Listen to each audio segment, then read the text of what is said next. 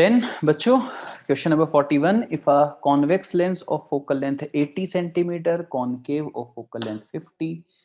तो पहला जो लेंस है उसकी फोकल लेंथ 80 लेकिन वो कॉन्वेक्स था, दूसरा लेंस कॉनकेव है इसलिए फोकल लेंथ -50 लूंगा। कंबाइन टुगेदर, दोनों को कंबाइन कर दिया तो एफ इक्विवेलेंट होगा 1/f1 प्लस 1/f2। तो प्लस माइनस माइनस हो जाएगा, है ना। तो यहाँ से आप निकाल देंगे एफ इक्विवेलेंट। बच्चों वो कह रहा है कि what will be their resulting power. Okay, तो ये आपकी एफ इक्विवेलेंट आ गई सेंटीमीटर में, और आप यहाँ से कह देंगे पावर जो है वो 100/f सेंटीमीटर में। तो अब जो पावर की जो यूनिट आएगी यहाँ से इसको कैलकुलेट करके वो आएगी डायप्टर में। तो जो फोकल लेंथ यहाँ से कैलकुलेट हुई उसको यहाँ पर रिप्लेस कर दो और आपकी यहाँ से पावर हाजिर हो जाएगी। ठीक है बच्चों, तो ये -0.75 डायप्टर आपका आंसर मैच हो जाएगा। F V F R focal length जैसा कि अभी बताया ही था। देखो सवाल दोबारा से वापस आ गया, विब ग्योर, कई बार इस पे सवाल आता ही है। तो चलिए एक बार और बता देता हूँ कि रेड की तरफ जाने से वेवलेंथ बढ़ती है। कॉचीज रिलेशन बताता है कि रिफ्रैक्टिव इंडेक्स लैम्डा पे डिपेंड करेगा। तो इधर की तरफ जाने से म्यू की वैल्यू कम होगी, और focal length 1/f is equal to mu minus 1/r1 minus 1/r2। तो म्यू जिधर कम हो रहा होगा उधर फोकल लेंथ बढ़ेगी, इसलिए फोकल लेंथ सबसे ज्यादा रेड की होगी और वॉयलेट की सबसे कम होगी। तो फोकल लेंथ सबसे ज्यादा रेड की होगी और सबसे कम वॉयलेट की होगी। और इसके बीच में आप सभी को लगा सकते हैं, जैसे कि उसने कितने कलर दे रखे हैं, वॉयलेट दे रखा है और रेड दे रखा है ना, एफ पी और एफ आर दे रखा है। तो आप उसको बता सकते हैं कि जो एफ आर है वो बड़ा होगा और जो एफ वी है वो छोटा होगा। बताइए, समझ गए? जो एफ आर है वो बड़ा होगा और जो एफ वी है वो छोटा होगा, फोकल लेंथ, है ना। और इसके अलावा देखो ऑप्शन में और क्या दे रखा है, आप देखिए, स्मॉल एफ से फोकल लेंथ को रिप्रेजेंट कर रहा है, और कैपिटल एफ उससे कॉनकेव लेंस को कह रहा है। उससे किसको कह रहा है? कॉनकेव को। तो स्मॉल एफ से कॉन्वेक्स लेंस की फोकल लेंथ कह रहा है, और आप जानते हैं कि कॉन्वेक्स लेंस की फोकल लेंथ पॉजिटिव होती है और कॉनकेव लेंस की फोकल लेंथ नेगेटिव होती है। तो कैपिटल एफ से कॉनकेव लेंस की फोकल लेंथ को कह रहा है। तो इसीलिए अगर हम कॉन्वेक्स की बात करें तो हमने कहा एफ आर बड़ा होगा। कॉन्वेक्स की अगर हम बात करें तो एफ आर बड़ा होगा, एफ वी छोटा होगा। बोलिए यस और नो। और बच्चों अगर हम बात इसके अपोजिट करें, इसके अपोजिट मतलब अगर हम बात करें कॉनकेव की, तो आप जानते हैं ना कि वो नेगेटिव होगा, वो नेगेटिव होगा। तो उस केस में ये होगा क्योंकि वो नेगेटिव होगा। Got it? तो कैपिटल एफ में ये वाला ऑप्शन और स्मॉल एफ में ये वाला ऑप्शन, मतलब -2 और -3 में बड़ा कौन, ये कह रहा हूं मैं। अगला सवाल, a lens is placed between a source of light and a wall. It forms image of area A1 and A2 on the wall. For its two different position, the area of the source of light is। बच्चों इस सवाल का concept क्या है? इस सवाल का concept है बच्चों लेंस डिस्प्लेसमेंट मेथड। क्या कॉन्सेप्ट है इसका? Lens displacement method. आइए रिवाइज करवा दूं। अगर किसी ऑब्जेक्ट और स्क्रीन के बीच में, अगर किसी ऑब्जेक्ट और स्क्रीन के बीच में कैपिटल डी डिस्टेंस है और कैपिटल डी 4f से बड़ा है, जहां f है लेंस की फोकल लेंथ, कन्वर्जिंग लेंस की फोकल लेंथ। अगर किसी ऑब्जेक्ट और स्क्रीन के बीच में, ये स्क्रीन है, अगर किसी ऑब्जेक्ट और स्क्रीन के बीच में डिस्टेंस कैपिटल डी है और ये कैपिटल डी 4f से बड़ा है, जहां f कन्वर्जिंग लेंस की फोकल लेंथ है, तो लेंस की ऐसी दो पोजीशन होती हैं जिसके लिए आपको स्क्रीन पर इमेज मिल जाती है। मान लीजिए एक पोजीशन ये है, और अगर यहाँ ना रख के यहाँ भी रख लें, ऐसी दो पोजीशन होंगी पूरे रास्ते में, दो पोजीशन जिस पर अगर लेंस को रख दिया जाए तो स्क्रीन पर आपको इमेज मिल जाएगी। इन दो अलग अलग पोजीशन के बीच का जो डिस्टेंस है उसको स्मॉल डी से रिप्रेजेंट किया जाता है। ओके, तो यहाँ पे एक सवाल क्या बनता है? एक सवाल बनता है कि लेंस की फोकल लेंथ बताइए। दो ही सवाल बनेंगे, इसको बोलते हैं लेंस डिस्प्लेसमेंट मेथड। इस पर सिर्फ दो ही सवाल बन सकते हैं और दोनों बता देता हूं। तो इसमें कहता है कि ऑब्जेक्ट और स्क्रीन के बीच की डिस्टेंस ये है, और जब उसके बीच में हमने लेंस को रखा तो ऐसी दो पोजीशन है जिस पर अगर लेंस रख दिया जाए तो स्क्रीन पर इमेज मिल जाएगी, और उन दो पोजीशन के बीच की डिस्टेंस स्मॉल डी है। तो बताइए लेंस की फोकल लेंथ कितनी होगी? तो हमारा आंसर होगा लेंस की फोकल लेंथ होगी D square minus D square upon 4d। Capital D square minus small D square upon 4d, जहां कैपिटल डी क्या बता रहा है? ऑब्जेक्ट और स्क्रीन के बीच की डिस्टेंस। स्मॉल डी क्या बता रहा है? लेंस की दो जो पोजीशन है इनके बीच की डिस्टेंस। इसके अलावा इस पे दूसरा सवाल क्या बन सकता है? जब लेंस को पहली पोजीशन पे रखा तो इमेज का साइज I1 था। जब लेंस को पहली पोजीशन पे रखा तो स्क्रीन पर जो इमेज बनी उसका साइज I1 था, और जब लेंस को दूसरी पोजीशन पे रखा तो स्क्रीन पर जो इमेज बनी उसका साइज I2 था। तो ऑब्जेक्ट का साइज क्या रहा होगा? तो ऑब्जेक्ट का साइज रहा होगा अंडररूट I1 I2। इसको बोलते हैं लेंस डिस्प्लेसमेंट मेथड। क्या बोलते हैं इसको? Lens displacement method. और उसी पर आपका ये सवाल है, देखो। A lens is placed between a source of light and a wall. It forms image of area A1 and A2 for two different position. पहली पोजीशन पे रखा तो A1 साइज और दूसरी पोजीशन पे रखा तो A2 साइज इमेज का बना दीवार पे। तो एरिया ऑफ सोर्स क्या रहा होगा? ऑब्जेक्ट का एरिया क्या रहा होगा? Under root A1 A2। C is the right answer. Question number 44. A focal length of a convex lens of refractive index 1.5 is 2 centimeter. Focal length of lens when immersed in a liquid of refractive index 1.25 will be. आइए जरा इसका concept सीख लीजिए सवाल का। बच्चों, जब कोई लेंस एयर में रखा होता है, एयर में, तो 1/f एयर मतलब focal length of lens in air. तो उसका फॉर्मूला होता है mu minus 1/r1 minus 1/r2। यहां ये म्यू क्या है? लेंस का रिफ्रैक्टिव इंडेक्स एयर के रेस्पेक्ट में। जब इसी लेंस को किसी लिक्विड में जब इसी लेंस को किसी लिक्विड में मीडियम में ट्रांसफर कर दिया जाएगा तो 1/fm मतलब फोकल लेंथ इन मीडियम। तो इसका फॉर्मूला क्या बनेगा? वही mu minus 1/r1 minus 1/r2। तो यहां पे ये म्यू क्या है? ये लेंस का रिफ्रैक्टिव इंडेक्स मीडियम के रेस्पेक्ट में है। बच्चों, अगर मैं डिवाइड कर लूं इक्वेशन नंबर सेकंड को, ये इक्वेशन नंबर सेकंड है और ये इक्वेशन नंबर 1 है। अगर मैं इक्वेशन सेकंड को इक्वेशन 1 से डिवाइड कर लूं तो 1/f air divided bye 1/f medium, ये आ जाएगा a mu l minus 1 divided bye m mu l minus 1, m for medium. और ये 1/r1 माइनस 1/r2, ये वाला फैक्टर कैंसिल हो जाएगा जब आप इसे डिवाइड मारेंगे तो दोनों को। तो बच्चों, this leads to focal length of lens in medium upon focal length of lens in air is equal to refractive index of lens with respect to air minus 1 divided by, ये जो M mu L लिखा है इसका क्या मतलब है? M mu L मतलब lens का रिफ्रैक्टिव इंडेक्स मीडियम के रेस्पेक्ट में, तो उसका मतलब है refractive index of lens with respect to air divided by refractive index of medium with respect to air. इसको हम लिख सकते हैं mu L upon mu M minus 1, ये लिख सकते हैं। ठीक है जी।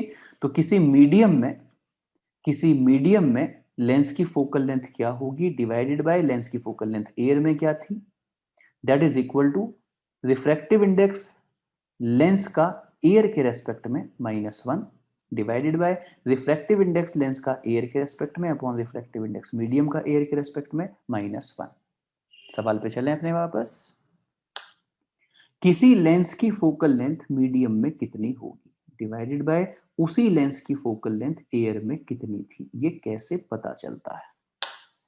लेंस का रिफ्रैक्टिव इंडेक्स एयर के रेस्पेक्ट में कितना था? -1 डिवाइडेड बाय ये लिख रहा हूं जो भी बताया था। देखो ये लेंस का रिफ्रैक्टिव इंडेक्स एयर के रेस्पेक्ट में कितना था, तो ओनली म्यू एल भी लिख दोगे तो उसका मतलब ए म्यू एल ही समझा जाएगा। डिवाइडेड बाय लेंस का रिफ्रैक्टिव इंडेक्स एयर के रेस्पेक्ट में divided refractive index of medium with respect to air -1। तो लेंस का रिफ्रैक्टिव इंडेक्स था 1.5, तो 1.5 माइनस 1 न्यूमरेटर में डिवाइडेड बाय लेंस का रिफ्रैक्टिव इंडेक्स 1.5 और मीडियम का refractive index 1.25 minus 1। Focal length of lens in medium divided by focal length of lens in air 2 centimetre थी, तो यहां पर 2 is equal to 1.5 minus 1 is 0.5 divided by 15 upon, आप देख सकते हैं, सॉरी ऐसे नहीं कट कर सकते, ये लिखा है 1.5 अपॉन 1.25, तो इसको हम लिख सकते हैं 1.5 माइनस 1.25 डिवाइडेड बाय 1.25। ये 1.25 ऊपर शिफ्ट हो गया, तो 0.5 इंटू 1.25 डिवाइडेड बाय 1.5 माइनस 1.25। तो focal length of lens in medium is 2 को उधर मल्टीप्लाई में ले जाओ, 0.5 इंटू 1.25 डिवाइडेड बाय 1.5 माइनस 1.25।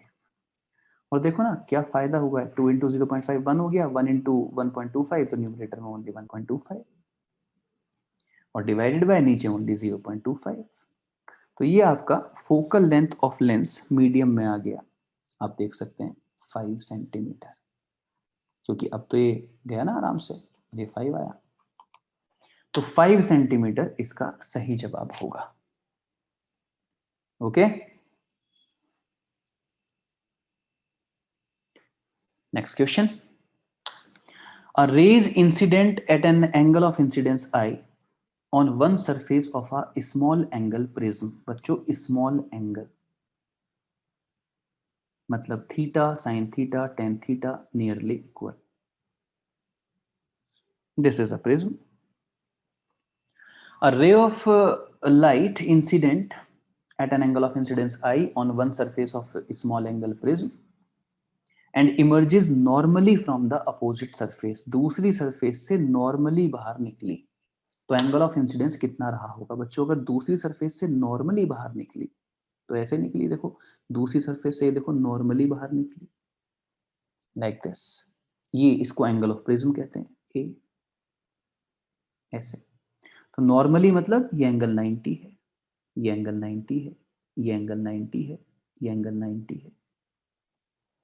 किसी ट्राइंगल के तीन एंगल का सम 180 ही तो हो सकता है। अगर ये एंगल 90 है और ये ए है तो ये एंगल 90 माइनस ए है। ये एंगल 90 माइनस ए है, कौन से वाला, जिसको मैं ब्लू कलर से डार्क कर रहा हूं, ये एंगल 90 माइनस ए है। और अगर मैं यहीं पे नॉर्मल डाल दूं, अगर मैं यहीं पर नॉर्मल डाल दूं तो फिर ये एंगल ए होगा प्यारे बच्चों, क्योंकि नॉर्मल डाला तो टोटल 90 होना चाहिए। अगर ये 90 माइनस ए है तो इसको तो ए होना ही पड़ेगा।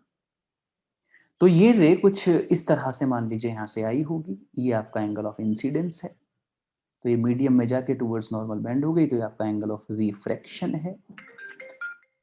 तो अब आप यहां पे लगा दीजिए Snell's law, mu one sine I is equal to mu two sine R, mu one sine I is equal to mu two sine R. तो जब बाहर से रे आई तो बाहर का रिफ्रैक्टिव इंडेक्स क्या था, एयर का कितना होता है 1, mu one sine I is equal to mu two sine R, और म्यू मतलब जो प्रिज्म का रिफ्रैक्टिव इंडेक्स है साइन आर, और आर की वैल्यू कितनी है, आर की वैल्यू है ए। बोलो यस और नो। तो sine i, sine I is equal to mu sine A, sine i की वैल्यू आ गई, बोलो यस और नो।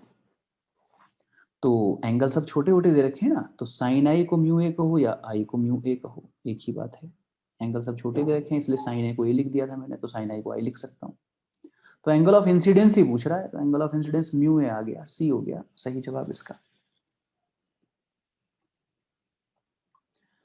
आगे कहता है कि रिफ्रैक्टिव इंडेक्स जो है वो मटेरियल ऑफ प्रिज्म का √2 है and angle of prism is 30। तो किसी प्रिज्म का जो एंगल है वो 30 डिग्री दे रखा है, तो ये इस तरह से कोई प्रिज्म रहा होगा, इसका ये एंगल 30 डिग्री है, इस बार एंगल छोटा नहीं है, 30 degree is not a small angle. One of the two refracting surfaces of the prism is made a mirror inward. तो किसी एक सरफेस को मिरर बना दिया है, मतलब अंदर से पॉलिश बाहर से पेंट, तो ये प्लेन मिरर तैयार हो गया आपका ऐसे bye silver coating. A beam of monochromatic light entering the prism from the other surface, दूसरी वाली से लाइट रे अंदर आई, विल रीट्रेस इट्स पाथ. बताया था ना, जिस सवाल में कह दे रीट्रेस मतलब रे जैसे आई वैसे ही वापस लौट गई, तो ऐसे सवालों में कोई मिरर जरूर होता है. और कंसेप्ट इन सवालों का ये होता है कि मिरर पे रे परपेंडिकुलर आई होती है, जिसकी वजह से वो जैसे आती है वैसे ही लौट जाती है. तो बेसिकली हुआ ये होगा कि ये यहीं पे अगर मैं नॉर्मल डाल दूं तो ये रे कुछ ऐसे आई होगी, पर ये सीधी ना जाके, सीधी नहीं गई ये रे, ऐसे सीधी नहीं गई, बल्कि टूवर्ड्स नॉर्मल ऐसे बेंड हो गई, क्योंकि ये रेयर से डेंसर में गई थी और ये इसका एंगल ऑफ इंसिडेंस होगा. तो angle of incidence on the prism ही पूछ रहा है प्यारे बच्चों. अगर ये रे यहाँ पर नॉर्मल आई थी तो फिर ये एंगल 90 होगा. नॉर्मल आई तभी तो रिट्रेस कर गई. ये 30, ये 90, तो ये 60, और अगर ये 60 तो ये 30. और ये क्या है? Angle of refraction. नॉर्मल के साथ रिफ्लेक्टेड रे का एंगल ही तो एंगल ऑफ रिफ्रैक्शन होता है. और इसका जो रिफ्रैक्टिव इंडेक्स दे रखा है वो दे रखा है √2. तो अब इस जगह जहां पर इंसिडेंट लाइट आई, मैं स्नेल्स लॉ लगा रहा हूँ, म्यू 1 साइन आई, बाहर का रिफ्रैक्टिव इंडेक्स 1 क्योंकि वहां ए है, mu 1 sine I is equal to mu 2, prism का रिफ्रैक्टिव इंडेक्स √2 है, साइन आर मतलब साइन 30. तो साइन आई की वैल्यू हो गई बच्चों √2 इंटू साइन 30, 1/2 होता है. I hope this is not a breaking news. √2 into 1/2 is 1/√2, 1/√2 sine 45 की वैल्यू होती है. तो एंगल ऑफ इंसिडेंस की वैल्यू हो गई 45 डिग्री. कहां पर है ये? बी ऑप्शन पर है ये. बढ़ते हैं आगे. क्वेश्चन नंबर 47 आपके सामने. The angle of incidence for a ray of light at a refracting surface of prism is 45 degree. The angle of incidence 45 degree, i की value 45 degree. The angle of prism is 60. बच्चों refracting angle of prism या angle of prism एक ही बात, और उसकी value दी गई है 60 डिग्री. एंगल छोटे नहीं है, आप देख सकते हैं. इफ द रे suffers minimum deviation through the prism, यहाँ पर क्या हो रहा है? मिनिमम डेविएशन हो रहा है. तो मैं आपको एक बात याद दिला दूं, इस पर एक सवाल ये भी बन जाता है कि कोई भी रे प्रिज्म से मिनिमम डेविएशन सफर करे, उसके लिए क्या कंडीशन होनी चाहिए? तो आप कहेंगे उसके लिए रे को बेस ऑफ द प्रिज्म के पैरेलल चलना पड़ेगा इनसाइड द प्रिज्म. जब रे अभी मैं इस सवाल को सॉल्व नहीं कर रहा, अभी कॉन्सेप्ट बता रहा हूं ऐसे जो मुझे याद आ गया यहीं से, जिस पर सवाल बन जाता है. अगर कोई रे किसी प्रिज्म से मिनिमम डेविएशन सफर करना चाहती है तो उसको बेस ऑफ द प्रिज्म के पैरेलल चलना पड़ेगा. जब वो प्रिज्म के अंदर हो तो प्रिज्म के बेस के पैरेलल होनी चाहिए. ऐसे केस में मिनिमम डेविएशन होगा. और इस केस में angle of incidence angle of emergence के बराबर होता है. और ये जो दोनों तरफ एंगल बनते हैं आर और आर डैश, ये भी बराबर ही होते हैं. आर और आर डैश भी बराबर होते हैं. एंगल ऑफ इंसिडेंस और एंगल ऑफ इमर्जेंस भी बराबर होते हैं. और रे बेस ऑफ द प्रिज्म के पैरेलल चलती है. ये मिनिमम डेविएशन का केस होता है बच्चों. इसमें वो कई बार वो ग्राफ भी पूछ लेता है जो ऐसे बनता है, देखो, है ना.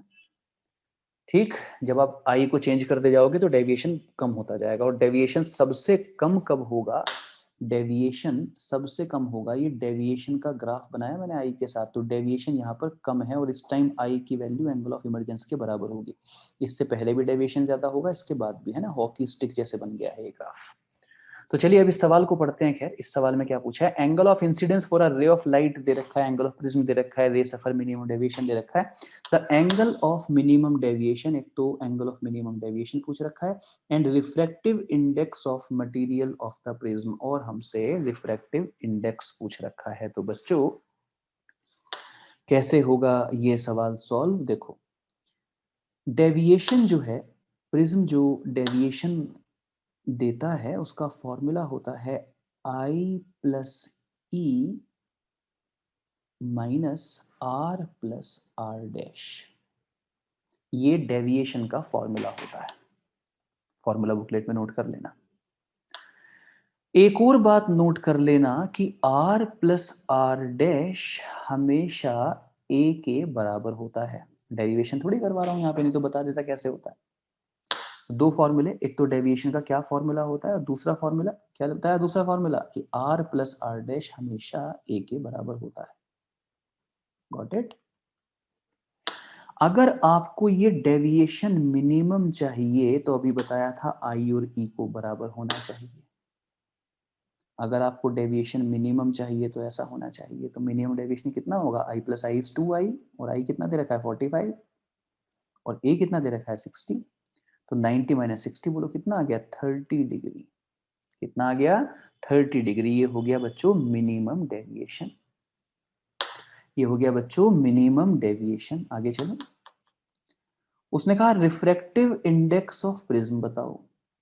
बच्चों इसके लिए फॉर्मूला होता है mu is equal to, formula chart बनाते जाओ अपना, mu is equal to sine a plus angle of minimum deviation by 2 divided by sine a by 2।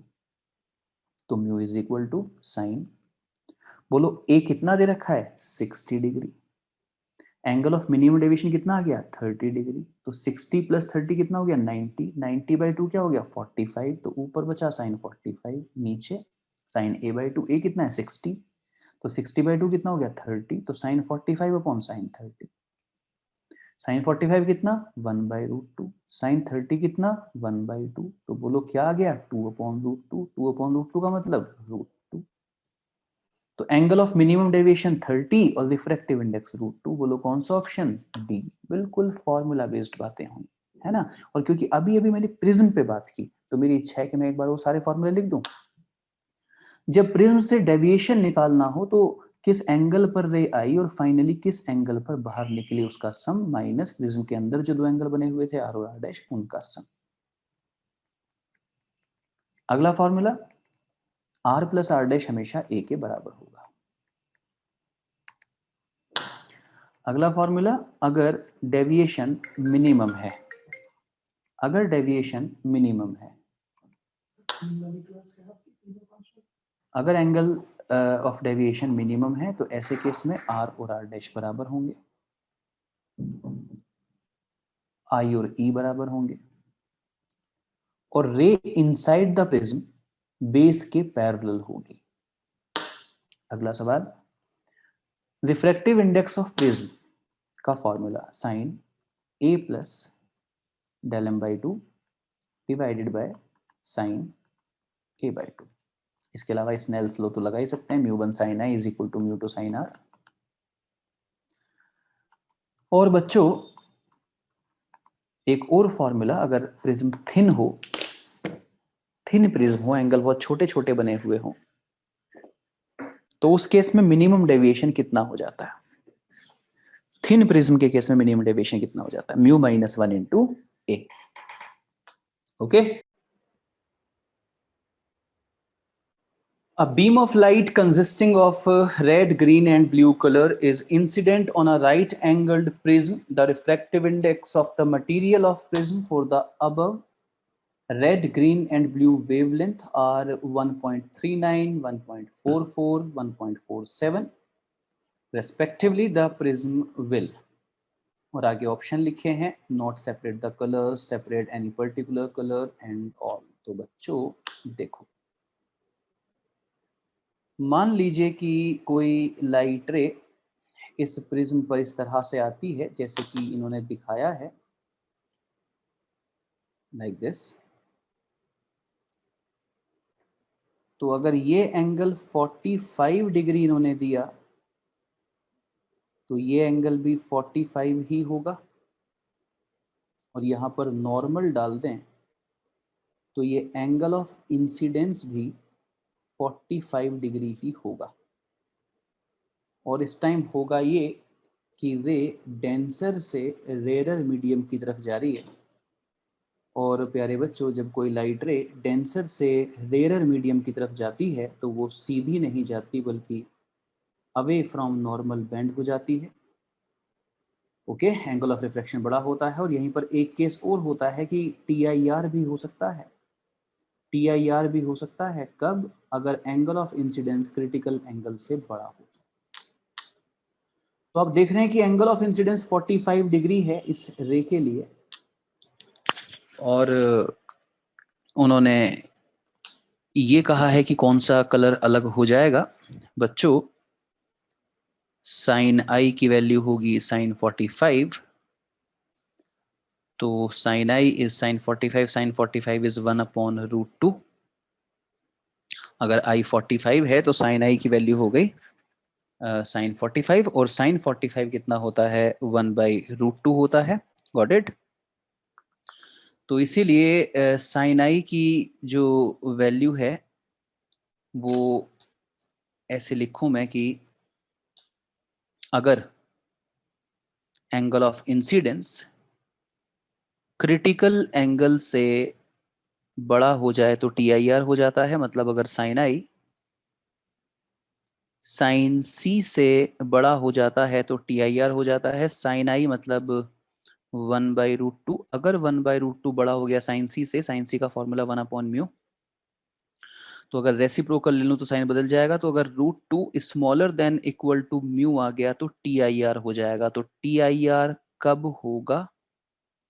बोलो, TIR कब होगा? तो TIR तब होगा बच्चों, √2 की वैल्यू 1.414, अगर प्रिज्म का रिफ्रैक्टिव इंडेक्स 1.414 से बड़ा हो गया तो TIR हो जाएगा, टोटल इंटरनल रिफ्लेक्शन हो जाएगा, अगर रिफ्रैक्टिव इंडेक्स 1.4 से बड़ा हो गया।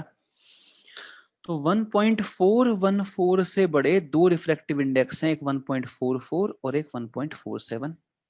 किस किस के? ग्रीन और ब्लू कलर के। तो ग्रीन और ब्लू कलर के लिए रिफ्रैक्टिव इंडेक्स की जो वैल्यू है, ग्रीन और ब्लू कलर के लिए रिफ्रैक्टिव इंडेक्स की वैल्यू 1.44 1.47 है, जो कि 1.41 से बड़ी है। इसका मतलब इन दोनों के लिए TIR हो जाएगा। किस किस के लिए? ग्रीन और ब्लू के लिए।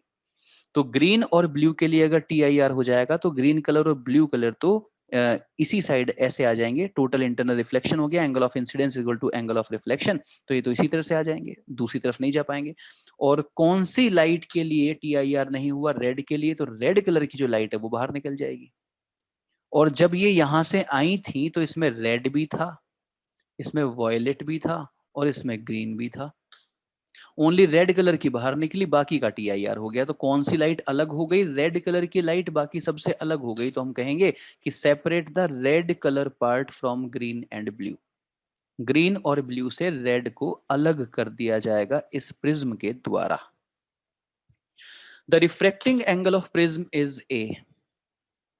रिफ्रैक्टिंग एंगल ऑफ प्रिज्म या एंगल ऑफ प्रिज्म एक ही बात है। आई होप ये मैं पहले भी बोल चुका हूं। तो उसने कहा refracting angle of prism is A and refractive index of the material of prism is cot A/2। Mu की वैल्यू दे दी cot A/2।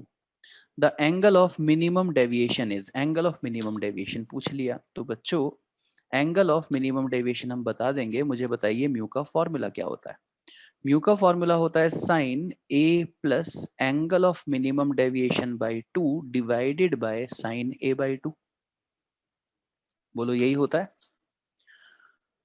और म्यू की वैल्यू उसने दे दी cot A/2, तो म्यू की जगह लिख दिया cot A/2 मतलब cos A/2 upon sin A/2, and that is equal to sin A plus angle of minimum deviation by 2 upon sin A/2।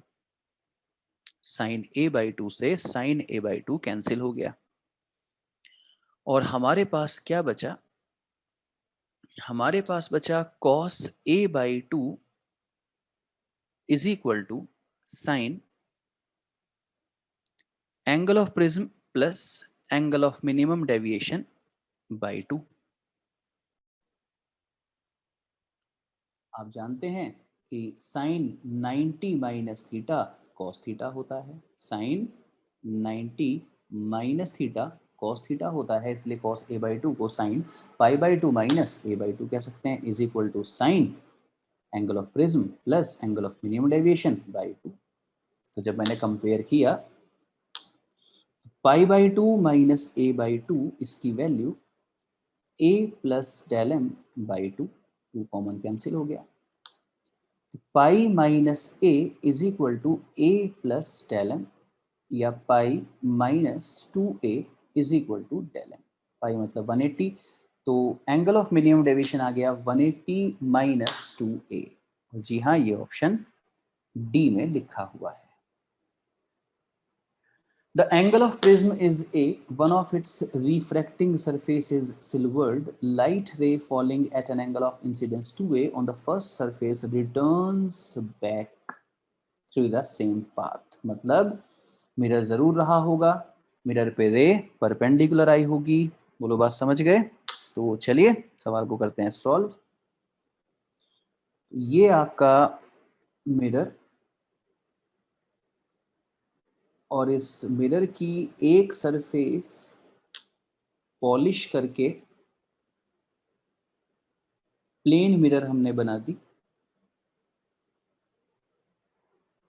या सिल्वर्ड बोल देते हैं इसके लिए। तो रिफ्रैक्टिव इंडेक्स ऑफ प्रिज्म की बात वो पूछ रहा है, एंगल ऑफ प्रिज्म ए है ये बोला उसने, और लाइट रे, क्योंकि रे जैसे आई वैसे ही वापस लौट गई, इस पर मैं पहले कमेंट कर चुका हूँ, ऐसे केसेस में रे को मिरर के परपेंडिकुलर आना होता है, वो जैसे आती है वैसे ही लौट जाती है। तो यहाँ से रे कुछ इस तरह से आई होगी और यहाँ पे आपने नॉर्मल डाला, पर रे सीधी ना जाके टुवर्ड्स नॉर्मल बेंड हो गई, ये आपका एंगल ऑफ रिफ्रैक्शन। प्यारे बच्चों ये ए है तो ये 90 माइनस ए होगा, क्योंकि ये वाला एंगल 90 है, मतलब आर ए के बराबर होगा, और ये आपका एंगल ऑफ इंसिडेंस है। आप कह सकते हैं mu one sine I is equal to mu two sine R. Mu one sine I is equal to mu two sine R. Angle of incidence 2a दे रखा है, तो आई की जगह दे रखा है 2a, म्यू साइन आर, और आर ए के बराबर है, आप देख सकते हैं। साइन 2 थीटा होता है 2 sine theta cos theta, 2 sine A cos A is equal to mu into sine A. Sine A से साइन ए कैंसिल हुआ, कॉस ए की वैल्यू आ गई म्यू बाई टू। हमें बताना क्या है? रिफ्रैक्टिव इंडेक्स, तो म्यू की वैल्यू आ गई 2 कॉस ए। म्यू की वैल्यू आ गई 2 कॉस ए। देख रहे हो ना? तो इतना मुश्किल नहीं है, अगर हम मेहनत से करें, टाइम लगाएं, तो इतना मुश्किल नहीं है सेलेक्ट होना। देखो आसानी आ रहे हैं सवाल। अगला सवाल है, for the angle of minimum deviation of a prism to be equal to the refracting angle. तो क्या गिवन है कि angle of minimum deviation of a prism equal to refracting angle of the prism, the prism must be made of a material whose refractive index. तो mu के लिए हमें बताना है, म्यू पे जो है हमें कमेंट करना है। तो बच्चों म्यू इज इक्वल टू होता है sine A plus angle of minimum deviation by 2 divided by sine A by 2। बोलो यही होता है? तो उसने ये दे रखा है कि एंगल ऑफ मिनिमम डेविएशन ए के बराबर है, इसीलिए आप लिखेंगे sign A plus del M की जगह ए ही लिख सकते हैं आप, डिवाइडेड बाय 2, और नीचे sine A by 2। A plus A 2a by 2, तो ओनली ए बचेगा, तो ऊपर न्यूमरेटर में ओनली साइन ए, और जबकि नीचे साइन ए बाई 2। बोलो बात समझ में आई या नहीं? अच्छा, अब ये जो साइन ए लिखा है इसको मैं क्या लिख सकता हूँ? ऊपर साइन ए, उसको लिख सकता हूँ साइन 2a बाई 2, 2 से 2 कैंसिल, साइन ए ही आ जाएगा, नीचे साइन ए बाई 2। क्या फायदा हुआ उससे? उससे ये फायदा हुआ कि साइन 2 थीटा होता है 2 sine theta cos theta, 2 sine theta cos theta, sine 2 theta होता है, divided by sine A by 2। Sine A by 2 से साइन ए बाई 2 कैंसिल, और हम कहाँ पहुंच गए? Mu is equal to 2 cos A by 2। Mu is equal to 2 cos A by 2। Okay, हमें किस पे कमेंट करना है? हमें कमेंट करना है रिफ्रैक्टिव इंडेक्स। तो यहां से आप अंदाजा लगा सकते हैं कि म्यू मैक्सिमम कितना होगा। म्यू मैक्सिमम कितना होगा? तो आप कहेंगे कि म्यू मैक्सिमम हो जाएगा अगर ये कॉस फंक्शन मैक्सिमम हो जाए और साइन हो या कॉस मैक्सिमम वैल्यू 1 होती है तो म्यू की मैक्सिमम वैल्यू 2 होगी। म्यू की मैक्सिमम वैल्यू 2 होगी। और यहीं से बस एक छोटी सी बात अगर तुम मेरी ओर मान जाओ, थोड़ा स्पेस बना लो, म्यू की मैक्सिमम वैल्यू 2 होगी, इट्स अ गुड प्रॉब्लम। तो बच्चों आप देखो कि ये क्या लिखा है, ये जो लिखा है ये लिखा है sine I upon sine R basically, है ना। ये आई की वैल्यू है, किसकी वैल्यू है, आई की। ये आई की वैल्यू है कितनी, A plus angle of minimum deviation by 2, ये आई की वैल्यू है बेसिकली। ओके, कैसे, क्योंकि देखो ना ऐसे रटो मत लो, अगर समझना चाहते हो तो ये डेविएशन क्या होता है, i plus E minus are plus are dash, r plus are dash हमेशा ए होता है। जब आप मिनिमम डेविएशन की बात करेंगे, जब आप मिनिमम डेविएशन की बात करेंगे तो ऐसे केस में एंगल ऑफ इमरजेंस और एंगल ऑफ इंसिडेंस बराबर होते हैं। तो angle of minimum deviation is 2i minus A, इसलिए a plus angle of minimum deviation is equal to 2i, और i की value a plus angle of minimum deviation by 2, है ना, ये i होता है बेसिकली। तो ये दे रखा है कि a और डेल m बराबर है, a और डेल m बराबर हैं, तो i is equal to a plus a मतलब 2a बाई 2, 2 से 2 कैंसिल, तो i a के बराबर आया। i किसके बराबर आया, a के बराबर आया। तो बच्चों एक बात बताओ कि i जो है उसकी, i की जो वैल्यू है वो कम से कम कितनी हो सकती है, 0। आई की कम से कम वैल्यू कितनी हो सकती है, 0, और ज़्यादा से ज़्यादा कितनी हो सकती है, 90। ज़्यादा से ज़्यादा कितनी हो सकती है, 90। तो ऐसे केस में अगर आई 90 भी हो जाए, अगर आई 90 भी हो जाए, तो आप देख सकते हो आई और ए बराबर होंगे, तो ए भी मैक्सिमम 90 ही होगा, ए भी मैक्सिमम 90 ही होगा।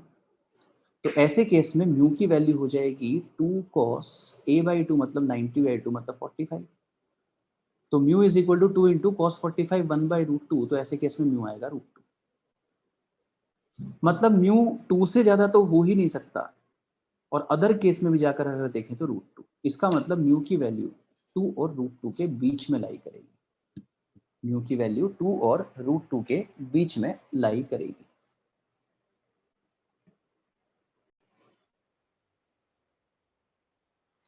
बच्चों क्वेश्चन नंबर 52 है, रे of light incident on a 60 degree prism at the minimum deviation position, the angle of refraction at the first face of the prism is minimum deviation position। समझते हैं, जब कोई प्रिज्म से minimum deviation हो रहा होता है तो रे inside the prism base of prism के पैरेलल होती है। ऐसे यहां से आई होगी लाइट, ये एंगल आपसे पूछा जा रहा है आर, और ये कहा गया है कि ये 60 डिग्री है। बच्चों अगर ये 60 डिग्री है तो ये एंगल भी मतलब इक्विलेटरल प्रिज्म हो गया, ये 60 60 60, तो ये एंगल भी 60 डिग्री है। और अगर ये 60 है तो आर कितना है, तो आर इतना है कि 60 और आर का सम 90 हो सके, मतलब आर जो है वो 30 डिग्री है। बेसिक सवाल था, बहुत बेसिक सवाल था। If the refractive index of a material of equilateral prism, मतलब एंगल ऑफ प्रिज्म हो गया 60, रिफ्रैक्टिव इंडेक्स हो गया √3, then angle of minimum deviation of the prism is, angle of minimum deviation आपसे पूछा गया है। तो बच्चों हम कहेंगे mu is equal to sine A plus angle of minimum deviation by 2 upon sine A by 2। Mu दिया है √3, ए की वैल्यू है 60 plus del M by 2 divided by sine A by 2। A अगर 60 है तो 60 बाई 2 हो गया साइन 30। ये साइन 30 इस √3 के मल्टीप्लाई में पहुंच गया, तो √3 इंटू साइन 30, साइन 31 बाई 2 होता है। ये आ गया sine 60 plus del M by 2। बच्चों √3 बाई 2 साइन 60 की वैल्यू होती है, तो साइन 60 हो गया sine 60 plus del M by 2। जब कंपेयर किया तो 60 is equal to 60 plus del M by 2। ये 260 के साथ मल्टीप्लाई में पहुंचा तो 120, 120 में से 60 माइनस कर दिया तो देखिए आपका एंगल ऑफ मिनिमम डेविएशन हाजिर हुआ। Then question number 54, pick the wrong answer. Underline कर लेना चाहिए, रॉन्ग पूछ रहा है, राइट नहीं। In the context with rainbow, rainbow के कॉन्टेक्स्ट में इनमें से गलत क्या है ये पूछ रहा है, गलत क्या है। तो पहला स्टेटमेंट देखें सही है या गलत है। वो कह रहा है rainbow is a combined effect of dispersion, refraction and reflection of light. ये बिल्कुल ठीक बात है बच्चों, क्योंकि जब रेन ड्रॉप्स में लाइट रे एंटर करती है तो रिफ्रैक्शन हुआ, एंटर करने के बाद उस ड्रॉप के अंदर वो रिफ्रैक्टिव इंडेक्स हर कलर के लिए अलग अलग होता है तो कलर्स बिखरने शुरू हो जाते हैं, ये डिस्पर्जन हुआ। और उसके बाद TIR होता है, टोटल इंटरनल रिफ्लेक्शन होता है। तो देखिए TIR भी हो रहा है, रिफ्लेक्शन भी हो रहा है, डिस्पर्जन भी हो रहा है, रिफ्रैक्शन भी हो रहा है। तो सारे के सारे प्रोसेस रेनबो में होते हैं। तो ये पहला तो बिल्कुल ठीक है, हमें रॉन्ग वाला पिक करना है, पहला तो ठीक है। दूसरा कह रहा है when the light rays undergoes two internal reflection in a water drop a secondary rainbow is formed। बिल्कुल ठीक बात है। आप जानते हैं ना कि दो रेनबो बनते हैं हमेशा, प्राइमरी रेनबो और सेकेंडरी रेनबो। प्राइमरी रेनबो और सेकेंडरी रेनबो में कलर्स का ऑर्डर उल्टा होता है, एक में विबग्योर होता है तो दूसरे में रेड से वॉयलेट, उल्टा। प्यारे बच्चों, प्राइमरी रेनबो रेन ड्रॉप्स के अंदर एक बार TIR होने की वजह से होता है, और सेकेंडरी रेनबो जो होता है वो रेन ड्रॉप के अंदर दो बार TIR होने की वजह से होता है। इसका मतलब दूसरा जो स्टेटमेंट लिखा है वो भी बिल्कुल सही लिखा है। आइए तीसरा स्टेटमेंट पढ़ें, क्या है। The order of colours is reversed in the secondary rainbow. मेरे ख्याल से मैंने अभी बताया कि ऐसा होता है। प्राइमरी में जो ऑर्डर है, मतलब मान लो विबग्योर ऑर्डर है, तो दूसरे में उल्टा होगा, रेड से लेके वॉयलेट तक होगा। तो आखिरी कह रहे हैं observer can see a rainbow when his front is towards the sun. जी नहीं, यही बात गलत लिखी है। अगर आप सन की तरफ चेहरा करके खड़े हो जाएंगे तो आप रेनबो को कभी नहीं देख पाएंगे। ठीक है जी, आपको अगर रेनबो देखना है तो आपकी बैक होनी चाहिए सन की तरफ। ठीक है, आपका फेस नहीं, आपकी बैक होनी चाहिए सन की तरफ, तब आप देख पाएंगे। सवाल number 55, which colour of the light has the longest wavelength. मेरे ख्याल से कई बार बात हो चुकी है विबग्योर की, जिसमें रेड की तरफ जाने से वेवलेंथ बढ़ती है। तो सबसे बड़ी वेवलेंथ रेड की और सबसे कम वॉयलेट की। सवाल नंबर 56, थिन प्रिज्म कह दिया मतलब एंगल छोटे बनेंगे। Thin prism having refracting angle 10 degree या 10 डिग्री से छोटा अगर एंगल ऑफ प्रिज्म हो तो उसको थिन प्रिज्म कहते हैं। Is made of glass of refractive index 1.42। Glass 3/2 होता है, लेकिन एग्जामिनर अगर कुछ और दे दे तो वही म्यू लेना चाहिए। The prism is combined with another thin prism of glass of refractive index 1.7। Okay, तो एक प्रिज्म के साथ दूसरा प्रिज्म कनेक्ट कर दिया गया है और इस तरह से कि डिस्पर्जन विदाउट डेविएशन हो रहा है, मतलब एक के इफेक्ट को पलट रहा है दूसरा। तो दूसरे प्रिज्म को पलट कर रख दीजिए इसके साथ ऐसे। मान लीजिए इसका एंगल ऑफ प्रिज्म A1 है और इसका A2 है, तो जो पहले का इफेक्ट होगा दूसरे का उसका उल्टा होगा। अगर बराबर हो जाएंगे तो इफेक्ट कैंसिल हो जाएगा। वो कह रहा है डिस्पर्जन विदाउट डेविएशन, मतलब डेविएशन नहीं हो रहा है। विदाउट डेविएशन मतलब नेट डेविएशन 0 है। तो पहले प्रिज्म ने जितना डेविएशन दिया होगा दूसरे ने उतना ही दिया होगा, पर उल्टा रख दिया तो नेट डेविएशन 0 हो गया। तो refracting angle of second prism हमें बताना है। प्यारे बच्चों, पहले वाला प्रिज्म जितना डेविएशन दे, पहले वाला प्रिज्म जितना डेविएशन दे और दूसरे वाला प्रिज्म जितना डेविएशन दे, अगर ये दोनों डेविएशन एक दूसरे के बराबर हो गए तो नेट डेविएशन 0 हो जाएगा, क्योंकि प्रिज्म एक दूसरे के इन्वर्टेड रखे। That means μ1 -1 times of A1 μ2 -1 times of A2 बराबर होने चाहिए। μ1 आपको दिया था 1.42 -1 और A1 आपको दे रखा था 10 डिग्री। μ2 आपको दिया गया है 1.7 और A2 आपसे पूछा गया है। तो जस्ट सिंपल सी कैलकुलेशन और आपका आंसर हाजिर है। समझ गए? 57 57 कह रहा है बच्चों कि आपको जो आसमान लाल कलर का नजर आता है जब सूर्योदय या सूर्यास्त होता है, सनराइज और sunset, the reddish appearance of the sun at sunrise and sunset is due to. तो ये किसकी वजह से होता है? क्या ये इसलिए होता है कि आसमान का कलर ही रेड है, या ये इसलिए होता है कि सन का कलर रेड है, या ये पोलराइजेशन ऑफ लाइट की वजह से होता है, या इसका जो मुख्य कारण है, मेन रीजन है, वो स्कैटरिंग ऑफ लाइट है? तो प्यारे बच्चों, इसका main reason scattering of light है। जो एटमॉस्फेयर पार्टिकल्स होते हैं उनसे वो स्कैटर की तरह बिहेव करते हैं, लाइट स्कैटर हो जाती है और रेड कलर की वेवलेंथ सबसे बड़ी होती है।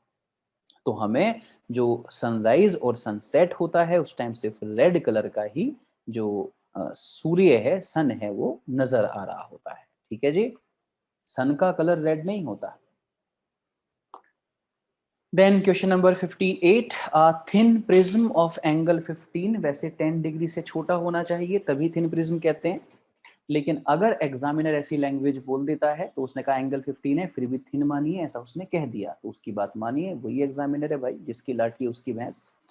Thin prism of angle 15 degree, तो ए की वैल्यू 15 डिग्री है, made of glass of refractive index 1.5, और ये 1.5 रिफ्रैक्टिव इंडेक्स के मटेरियल से बना है, is combined with another prism of glass of refractive index 1.75. The combination of prism produce dispersion without deviation. Dispersion without deviation, तो बच्चों मतलब पहले के डेविएशन को दूसरे के डेविएशन ने कैंसिल कर दिया होगा, एक दूसरे के साथ ऐसे रख दिए होंगे इन्वर्टेड पोजीशन में। तो पहले का डेविएशन μ1 -1 A1, दूसरे का डेविएशन μ2 -1 A2 बराबर रख दीजिए, जैसा कि अभी बताया ही था। μ1 की वैल्यू 1.5 है, μ2 की वैल्यू 1.75 है, A1 15 डिग्री है और A2 आपसे पूछा जा रहा है। तो यहां से आप चेक कर सकते हैं कि जो A2 की वैल्यू है वो कितनी आ रही है। सवाल नंबर 59 देखें क्या है। Rainbow is formed due to, rainbow क्यों बनता है? तो रेनबो क्यों बनता है, मैंने शायद अभी बताया था कि जो सन रेज हैं, रेनबो बारिश में बनता है बच्चों, बारिश के मौसम में ही देखा होगा आपने, है ना, बाकी तो नहीं देखा होगा। तो जो वाटर ड्रॉप्स हैं जो एटमॉस्फेयर में रुक जाती हैं, उन वाटर ड्रॉपलेट्स में सन रेज एंटर करती हैं तो रिफ्रैक्शन होता है, फिर वो रेन ड्रॉप के अंदर TIR करती हैं, टोटल इंटरनल रिफ्लेक्शन, और फिर बाहर आती हैं। तो दो तरीके के होते हैं, अगर एक बार TIR हुआ तो प्राइमरी रेनबो, दो बार हुआ तो सेकेंडरी रेनबो, ये बनता है। ठीक है, और जब अंदर जाती हैं तो कलर्स में बिखरती हैं, क्योंकि रिफ्रैक्टिव इंडेक्स अलग अलग वेवलेंथ के लिए अलग अलग होता है, तो हर किसी का अलग अलग एंगल पे रिफ्रैक्शन होता है। समझ गए ना बात? तो क्यों बनता है रेनबो, तो हम क्या टिक करेंगे, टोटल इंटरनल रिफ्लेक्शन और डिस्पर्जन के कंबाइंड एफर्ट से बनता है। अगर इसमें रिफ्रैक्शन भी लिखा होता, मतलब मुझे क्योंकि बेस्ट ऑप्शन चूज करना था, तो ऑब्वियसली स्कैटरिंग एंड रिफ्रैक्शन तो मैं नहीं कहता ना, तो मुझे क्या क्या चाहिए, मुझे रिफ्रैक्शन चाहिए, मुझे TIR चाहिए, मुझे डिस्पर्जन चाहिए, और उन तीनों में से जो दो प्रेजेंट हैं वो बी में, इसलिए बढ़िया चॉइस ये है ना। डिफ्रैक्शन रिफ्रैक्शन तो इसने यहाँ फालतू बात लिख रखी है, इसका तो कोई लॉजिक ही नहीं। इसमें अकेला रिफ्लेक्शन लिखा है, इसमें अकेला रिफ्रैक्शन लिखा है, तो जो सबसे अच्छी चॉइस थी वो बी थी। वैसे इसका परफेक्ट आंसर अगर हमें देना होता तो हम कहते भाई रिफ्रैक्शन भी होता है, डिस्पर्जन भी होता है, TIR भी होता है, ये सब होता है, उसके बाद रेनबो बनता है। चलें आगे। क्वेश्चन नंबर 60 बच्चों, blue colour of the sky is due to phenomena. जो आसमान है उसका ब्लू कलर आपको क्यों दिखता है? तो बच्चों इसका सही आंसर है रेलेग स्कैटरिंग फॉर्मूला क्या कहता है? Amount of scattering is inversely proportional to lambda raised to power 4। जितनी कम होगी वेवलेंथ उतनी ज्यादा होगी स्कैटरिंग। कम वेवलेंथ ज्यादा स्कैटर होगी, ठीक है जी। और इसीलिए ब्लू कलर सबसे ज्यादा स्कैटर हो जाता है और हमें हर तरफ नीला ही नीला नजर आता है। तो इसका सही आंसर है ए। और यहीं पे मैंने एक और बात बता दी कि स्कैटरिंग, अमाउंट ऑफ स्कैटरिंग और वेवलेंथ में क्या रिलेशन होता है। I am going for question number 61। A person can see clearly objects only when they lie between 50 centimetre and 400 centimetre. इसका मतलब इस पर्सन का जो नियर पॉइंट है वो 50 सेंटीमीटर है और इस पर्सन का जो फार पॉइंट है वो 400 सेंटीमीटर है। प्यारे बच्चों, ह्यूमन आई अब आपके सिलेबस का हिस्सा नहीं है। एक हेल्दी विजन उसे कहा जाता है जिसमें नियर विजन 25 सेंटीमीटर और फार पॉइंट इन्फिनिटी होता है। In order to increase the maximum distance of distinct vision to infinity, the type and power of the correct lens the person has to use will be। मतलब उसका far point 400 है, लेकिन ये far point अगर हमें infinity करना हो, मतलब इसकी जो प्रॉब्लम है पर्सन की वो अगर हमें दूर करनी हो तो फिर वो कैसे दूर होगी? तो बच्चों इस पर्सन की प्रॉब्लम क्या है, इससे ये पूछो कि भाई तेरी प्रॉब्लम क्या है, तो ये कहेगा कि भाई मेरी प्रॉब्लम ये है कि बाकी सबको इन्फिनिटी का भी नजर आता है जबकि मुझे नजर नहीं आता, है ना। तुम्हें पता है ना कि ज्यादातर तो ह्यूमन बींग्स की प्रॉब्लम यही होती है ना कि उसके पास ये है मेरे पास नहीं है, यही तो प्रॉब्लम होती है। उसकी ये प्रॉब्लम नहीं है कि उसकी 400 सेंटीमीटर्स का फार पॉइंट है, ये प्रॉब्लम नहीं है। अगर पूरी जो होमोसेपियंस हैं अगर सबका ही फार पॉइंट 400 सेंटीमीटर होता, जितने भी लोग दुनिया में रहते हैं सबका फार पॉइंट 400 सेंटीमीटर होता तो उसको कोई प्रॉब्लम नहीं थी, तब ये पर्सन हेल्दी था। समस्या यहाँ पर है कि बाकी लोग इन्फिनिटी तक देख सकते हैं जबकि ये सिर्फ 400 सेंटीमीटर तक देख सकता है। ये प्रॉब्लम इसने आपको बताई। तो आपने क्या सोल्यूशन बताया? आपने कहा कि ठीक है अगर मैं तुझे इन्फिनिटी पर रखी हुई चीजें दिखा दूं तो तेरी प्रॉब्लम दूर हो जाएगी। उसने कहा हाँ बिल्कुल दूर हो जाएगी। तो आपने कहा ठीक है तुझे इन्फिनिटी पर रखी हुई चीजें दिखा देते हैं। मतलब ऑब्जेक्ट कहां पर रखा है? इन्फिनिटी पर। और तुम वहां पे जो चीजें रखी हैं उनकी इमेज वहां बना दो जहां ये देख सकता है। तो ये जो पर्सन है, दिस जेंटलमैन, ये देखो मैंने इमेज बनाई, ये आई ऑफ ऑब्जर्वर है। यहां तुम्हें एक लेंस लगाना है इसकी आंखों पर और ऐसा लगाना है कि इन्फिनिटी पर रखी हुई चीजों को ये देख ले। इन्फिनिटी पर रखी हुई चीजों को ये देख ले। तो क्या कर दो, इन्फिनिटी पर रखी हुई चीजों की इमेज वहां बना दो जहां ये देख सकता है। और ये कहां देख सकता है? क्या है इसका फार पॉइंट? 400 सेंटीमीटर, है ना। अगर नियर पॉइंट ठीक करना होता तो इसकी जरूरत पड़ती जो दूसरा डेटा दे रखा है, पर वो उसके लिए नहीं पूछ रहा, वो फार पॉइंट के लिए पूछ रहा है, तो सिर्फ फार वाला डेटा यूज होगा। तो u की वैल्यू माइनस इन्फिनिटी, v की वैल्यू -400, क्योंकि ऑब्जेक्ट कहां पर रखा है, कन्वेंशन समझ गए। ऑब्जेक्ट कहां पर रखा है? ऑब्जेक्ट इन्फिनिटी पे है तो रेज ऐसे आ रही होंगी, ऐसे आ रही हैं इंसिडेंट रेज। तो जब u बताना था तो लेंस से ऑब्जेक्ट तक गए, जब v बताना था तो लेंस से इमेज तक गए। दोनों केस में अगेंस्ट इंसिडेंट रह गए, इसलिए दोनों को नेगेटिव ले लिया। क्योंकि लेंस लगाना है तो लेंस फॉर्मूला यूज कर लिया। v की वैल्यू है -400, ये तो इन्फिनिटी है तो ये 0 हो जाएगा, इज इक्वल टू 1/f। तो इसका मतलब -400 सेंटीमीटर, -400 सेंटीमीटर फोकल लेंथ का लेंस यूज कर लो। अच्छा, पावर का क्या फॉर्मूला होता है? 100/f। मतलब 100 अपॉन -400, मतलब -0.25 डायोप्टर। तो इस पर्सन को सजेस्ट कर दो कि ये -0.25 डायोप्टर का लेंस पहन ले।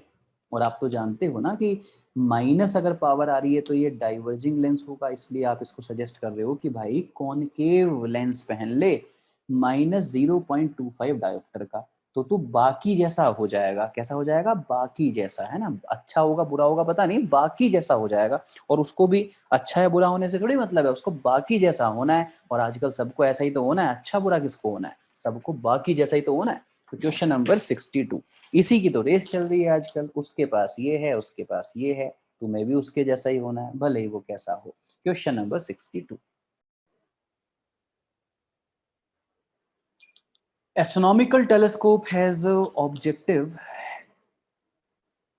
focal length 40 centimeter, eyepiece focal length 4 centimeter. To view an object 200 centimeter away from the objective, बच्चों एस्ट्रोनॉमिकल टेलीस्कोप की बात चल रही है। पहला लेंस जिसको आप ऑब्जेक्टिव कहते हैं, FO। दूसरा लेंस जिसको आप आई पीस कहते हैं, जो ऑब्जर्वर की तरफ होता है, this is eyepiece. The lens must be separated by a distance. तो इन दोनों लेंस के बीच में कितनी डिस्टेंस होनी चाहिए, या लेंथ ऑफ ट्यूब भी कहते हैं इसको, लेंथ ऑफ ट्यूब। बेसिकली ये telescope microscope combination of lenses ही हैं, कई बार combination of lens and mirror भी। न्यूटोनियन टेलीस्कोप की अगर मैं बात करूं तो उन्होंने कहा कि एक ऑब्जेक्ट जो कि 200 सेंटीमीटर दूर है ऑब्जेक्टिव से, 200 सेंटीमीटर दूर, तो बच्चों अगर हम पहले वाले लेंस को देखें जिसका नाम ऑब्जेक्टिव है, तो मैं ये कहूंगा कि ऑब्जेक्ट उससे 200 सेंटीमीटर पीछे है। For real object you is negative. Converging lens की फोकल लेंथ पॉजिटिव होती है, तो FO + 40 है। फिर आप लेंस फॉर्मूला लगा दें तो 1/v - 1/u is equal to 1/f। और यहां से आप v कैलकुलेट कर लें, तो ये v आ गया जी 50 सेंटीमीटर। v आ गया 50 सेंटीमीटर। मतलब जो ऑब्जेक्टिव है वो अपनी इमेज कहां पर बनाएगा? यहाँ ये इमेज बनाई किसने? ऑब्जेक्टिव ने इमेज बनाई। ये ऑब्जेक्टिव ने इमेज बनाई, तो ये पोजीशन वेक्टर आया इमेज का, और ये किसने बनाई? ऑब्जेक्टिव ने। तो वीओ लिख देता हूँ। और अब ये इस लेंस के लिए ऑब्जेक्ट का काम करेगा, तो ये ऑब्जेक्ट ऑफ आई पीस भी होगा। अगर आप ध्यान से देखें तो लेंथ जो है इस ट्यूब की, मतलब दो लेंसेज के बीच की डिस्टेंस को ही लेंथ ऑफ ट्यूब कहते हैं, चाहे कंपाउंड माइक्रोस्कोप हो चाहे एस्ट्रोनॉमिकल टेलीस्कोप। तो ये मैग्नीट्यूड ऑफ वीओ और मैग्नीट्यूड ऑफ यूई का सम होगा। आप देख सकते हैं कि मैग्नीट्यूड ऑफ वीओ जो है वो आपने निकाल दिया है 50 सेंटीमीटर, बस आपको इसमें यूई और जोड़ देना है। इसका मतलब लेंथ ऑफ ट्यूब जो है वो बड़ी होगी, 50 सेंटीमीटर से बड़ी होगी। और ऐसा एक ही ऑप्शन नजर आ रहा है, तो वही आंसर है। इसके अलावा मैं ये भी कह सकता हूँ बच्चों, मैं ये भी कह सकता हूँ कि अगर आप बिल्कुल रिलैक्स्ड होकर देखना चाहते हैं, है ना, क्योंकि ये नहीं बताया ना कि फाइनल इमेज कहाँ बन रही है, तो ऐसे केस में मान लीजिए कि बिल्कुल रिलैक्स होकर देख रहा है, आई पर सबसे कम स्ट्रेन है, आई इज मोस्ट रिलैक्स्ड या लीस्ट स्ट्रेन्ड, तो ऐसे केस में फाइनल इमेज इन्फिनिटी पर बनती है। और फाइनल इमेज ये इन्फिनिटी पर कब बनाएगा? जब इसका ऑब्जेक्ट इसके फोकस पर होगा। तो यूई एफई के बराबर होना चाहिए। यूई अगर एफई के बराबर होना चाहिए, तो ये जो यूई डिस्टेंस है एफई के बराबर हो, एफई 4 सेंटीमीटर है। इसलिए यूई की जगह अगर हम 4 रख दें तो एग्जैक्टली हम निकाल देंगे कि 54 ही आंसर होगा। That is question number 62। Question number 63, astronomical telescope है, नॉर्मल एडजस्टमेंट का केस है। नॉर्मल एडजस्टमेंट मतलब फाइनल इमेज एट इन्फिनिटी, ये भी वर्ड यूज हो जाता है। मोस्ट रिलैक्स्ड आई, लीस्ट स्ट्रेन्ड आई, नॉर्मल एडजस्टमेंट, ये सब वर्ड बताते हैं फाइनल इमेज इन्फिनिटी पर। A straight black line of length L is drawn inside part of objective. The eyepiece forms a real image of this line and length of image is I. तो magnification of the telescope is, बच्चों, FO upon FE, FO upon FE ये होती है telescope की magnifying power, है ना। और lens ही तो है, तो मुझे कहना चाहिए कि मुझे ये कहना चाहिए कि भाई इसकी जगह हम ये भी तो कह सकते हैं कि size of image over size of object. आप अगर देखें ऑब्जेक्टिव लेंस के अंदर लाइन खींची गई थी, तो सिर्फ आई पीस है जो उसकी इमेज बना रहा है, और किसी एक लेंस के लिए मैग्नीफाइंग पावर, मैग्निफिकेशन को आप मैग्नीफाइंग पावर नहीं, मैग्निफिकेशन को आप size of image over size of object कह सकते हैं। इमेज का साइज जो है, जो इमेज का साइज है वो आपको बताया गया है, और आपको ऑब्जेक्ट का साइज भी बताया गया है। तो आई भी पता है और ओ भी पता है। अगर हम ये वैल्यू यहाँ पर रिप्लेस कर दें, और बल्कि सीधी ऐसे वैल्यू पुट क्यों कर दें, आप जरा इस कॉन्सेप्ट को समझिए, क्योंकि ये जो सवाल है मैंने देखा कि इसको कई ऑथर ने तो गलत तरीके से दिखा रखा है। आप इसको एक बार पूरा समझ लीजिए। देखिए, ये एक लेंस है ऑब्जेक्टिव, और ये एक लेंस है आईपीस। इन दोनों के बीच में जो डिस्टेंस होती है इसको लेंथ ऑफ इंस्ट्रूमेंट कहते हैं। नॉर्मल एडजस्टमेंट कह रखा है। अगर नॉर्मल एडजस्टमेंट कह रखा है बच्चों, तो इसका मतलब जो इसका ऑब्जेक्ट है वो इसके फोकस पर होगा। इसका ऑब्जेक्ट कहाँ पर होगा? इसके फोकस पर होगा। तो ये वाली जो डिस्टेंस है ये इसका फोकस होना चाहिए, राइट। लेकिन प्यारे बच्चों,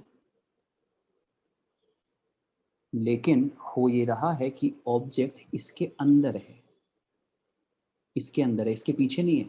अगर ऑब्जेक्ट यहाँ पर होता तो पहला लेंस इसकी इमेज यहाँ कहीं बनाता और ये इसका ऑब्जेक्ट बन जाता। लेकिन हो ये रहा है कि ऑब्जेक्ट यहाँ है ही नहीं, इसके अंदर है। तो अगर इसके अंदर है तो अब जो भी इमेज बनाएगा वो ये ही बनाएगा। मतलब अगर मैं आई पीस की बात करूं कि आई पीस का ऑब्जेक्ट उससे कितना दूर है, तो आप कहेंगे आई पीस का ऑब्जेक्ट उससे इतना दूर है। मतलब आई पीस का ऑब्जेक्ट यहाँ पर है, आई पीस का ऑब्जेक्ट यहाँ पर है, और आई पीस एक कन्वर्जिंग लेंस है। 1/v minus 1/u is equal to 1/f जब मैंने लगाया तो u की जगह मैंने पुट कर दिया माइनस FO प्लस FE, और आई पीस की फोकल लेंथ FE कन्वर्जिंग है तो पॉजिटिव ही होगी। तो 1/v की वैल्यू आ गई 1/FE minus 1/FO plus FE, जिसको जब हमने सिंप्लीफाई किया तो 1/v इज इक्वल टू आ गया 1/v इज इक्वल टू आ गया बच्चों, एलसीएम लीजिए तो FE FO plus FE, that means FO plus FE minus FO plus FE से FO प्लस FE कैंसिल हो जाएगा और ओनली FE आएगा।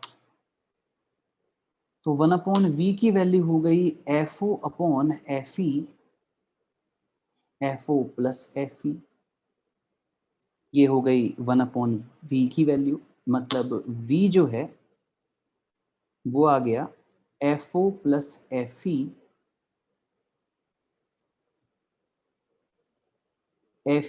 अपॉन FO, ये v की वैल्यू आ गई।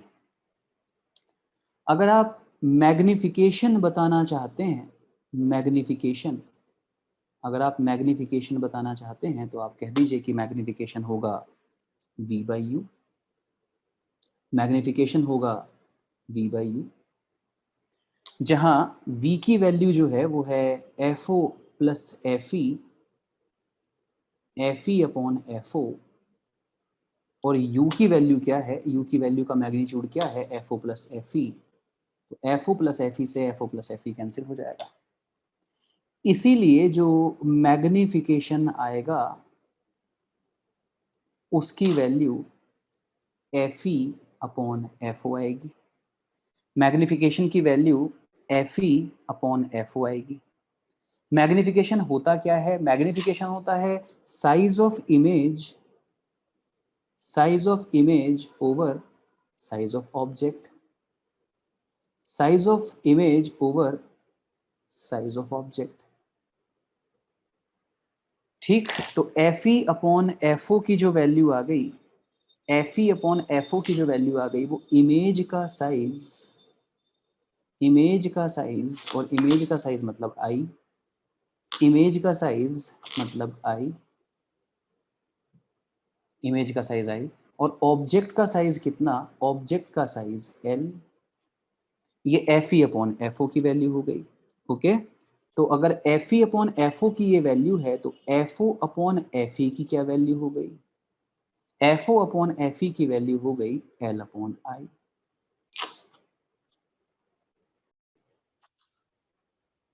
तो ये क्या आया? अब देखो, कुछ बच्चे कहते हैं कि सर इसका आंसर गलत दे रखा था। नहीं, ये क्या आया? ये आया ये FE upon FO। FE upon FO क्या आया? ये जो निकाला था हमने FE अपॉन FO, तो FE अपॉन FO मैग्निफिकेशन आया। किसका? आई पीस का, आई पीस का। लेकिन पूछा क्या गया था? पूछा गया था मैग्निफिकेशन ऑफ टेलीस्कोप, पूछा गया था मैग्निफिकेशन ऑफ टेलीस्कोप, और टेलीस्कोप का मैग्निफिकेशन मतलब मैग्नीफाइंग पावर।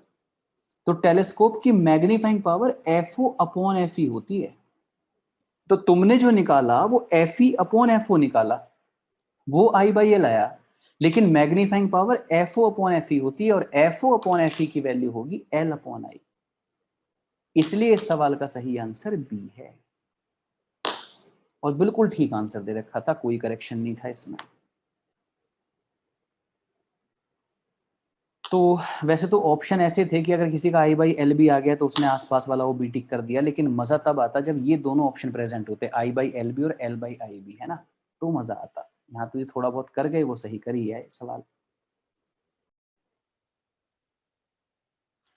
अगला सवाल है, if the focal length of objective lens is increased, अगर FO को बढ़ा दिया जाए तो क्या होगा? चार ऑप्शन दे रखे हैं।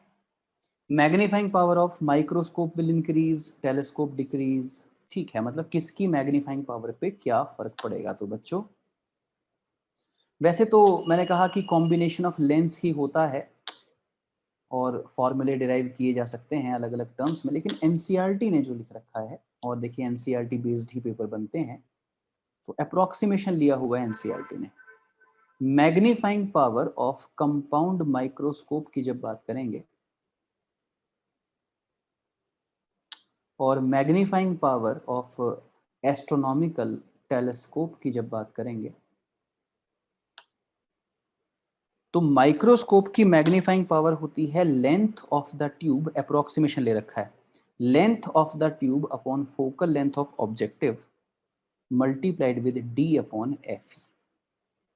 अप्रोक्सीमेशन है ना, एनसीईआरटी ने अप्रोक्सीमेशन ले रखा है, length of tube upon focal length of objective, D मतलब near point of distinct vision 25 centimetre, और FE मतलब फोकल लेंथ ऑफ आईपीस। और टेलीस्कोप के लिए अगर हम बात करें तो magnifying power FO upon FE, पिछले सवाल में ही बताया मैंने। ओके बच्चों, कब होगा ये? जब फाइनल इमेज इन्फिनिटी पर बन रही होती है, और यही नॉर्मली मान लिया जाता है कि रिलैक्स्ड आई से देखा जा रहा है। तो आप देख सकते हैं कि यहाँ मैग्नीफाइंग पावर FO के इनवर्सली प्रोपोर्शनल है, तो अगर FO बढ़ रहा है तो मैग्नीफाइंग पावर कम हो रही होगी। किसकी? माइक्रोस्कोप की। और यहाँ आप देखो मैग्नीफाइंग पावर FO के डायरेक्टली प्रोपोर्शनल है, अगर FO बढ़ रहा है तो मैग्नीफाइंग पावर बढ़ रही होगी। किसकी? टेलीस्कोप की। तो वो ऑप्शन ढूंढ लो जिसमें लिखा है माइक्रोस्कोप की कम होगी, टेलीस्कोप की बढ़ेगी। तो D हो गया right choice. For a normal eye, the cornea of the eye provides a conversing power of 40 diopter, and the least conversing power of the eye lens behind the cornea is 20 diopter. Using this information, the distance between retina and cornea eye lens can be estimated to be. कितनी हो सकती है।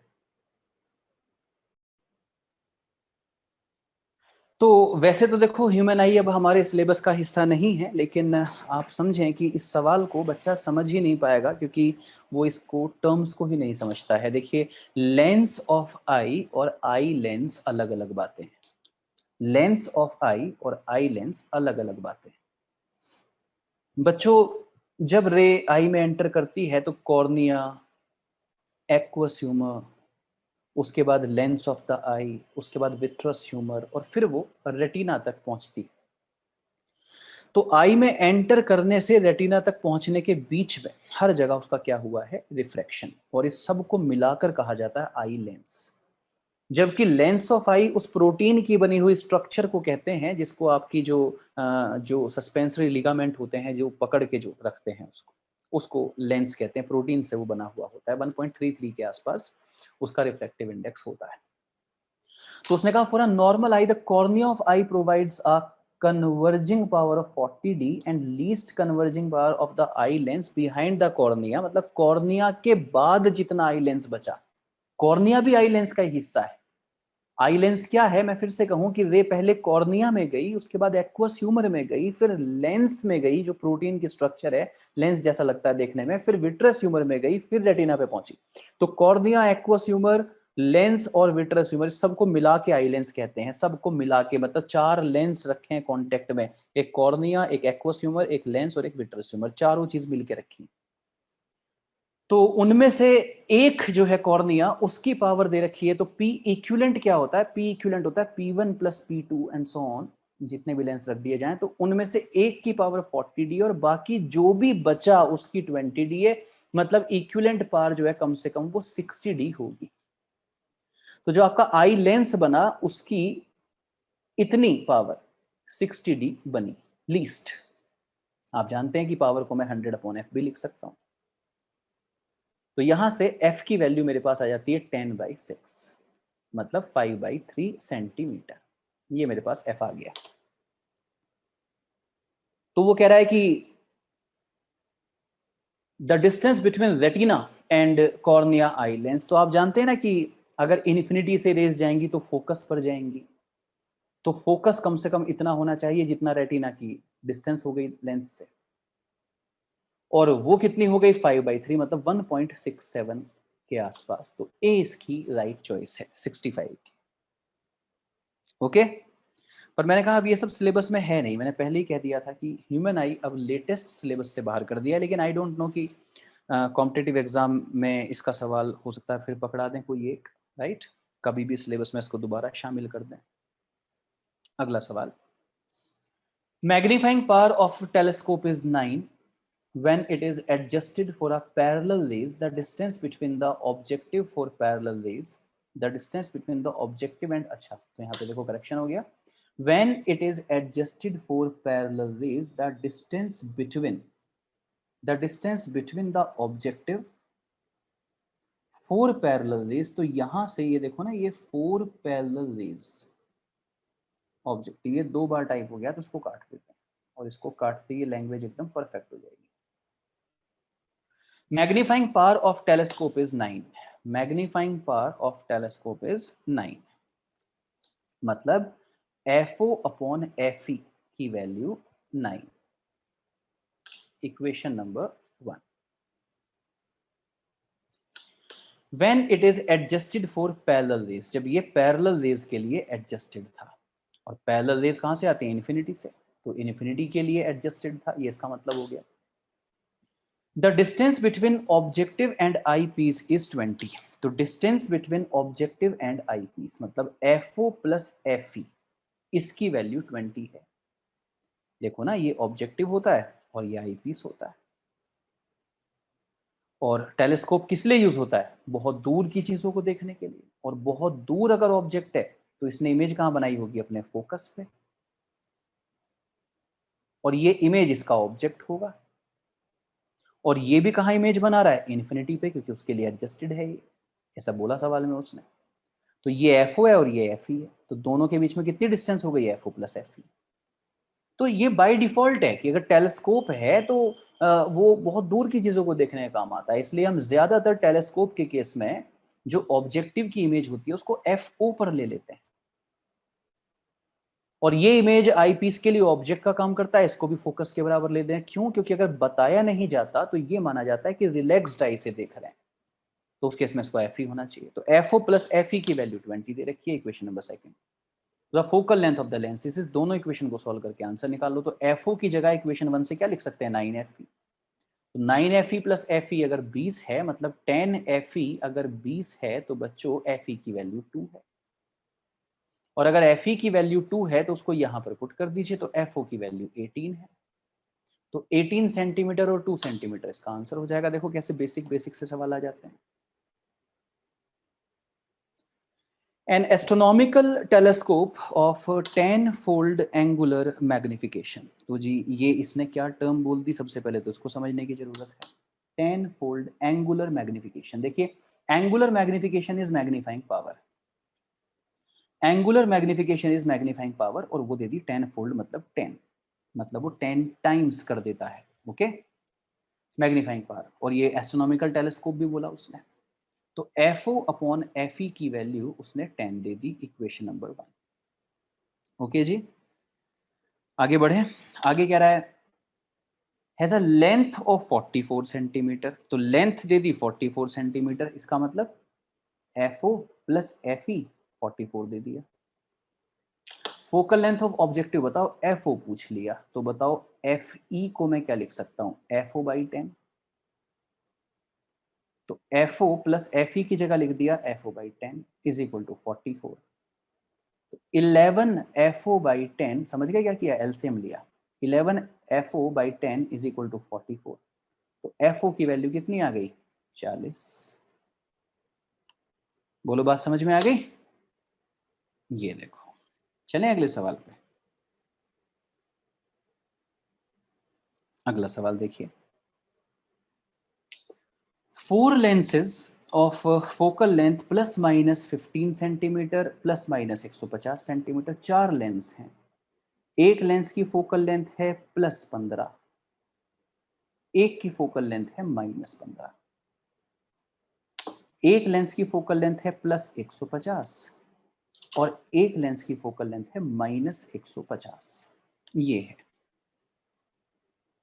To produce the largest magnification the, और ये telescope बना रहे हैं आप, यहाँ क्या बना रहे हैं, telescope. The focal length of eyepiece should be, eyepiece की फोकल लेंथ कितनी होनी चाहिए, आई पीस की फोकल लेंथ कितनी होनी चाहिए। पहली बात, जब आप टेलीस्कोप बना रहे हो तो सिर्फ कन्वर्जिंग लेंस यूज करें, जब आप टेलीस्कोप बना रहे हैं तो सिर्फ कन्वर्जिंग लेंस यूज करें, डाइवर्जिंग लेंस यूज ना करें।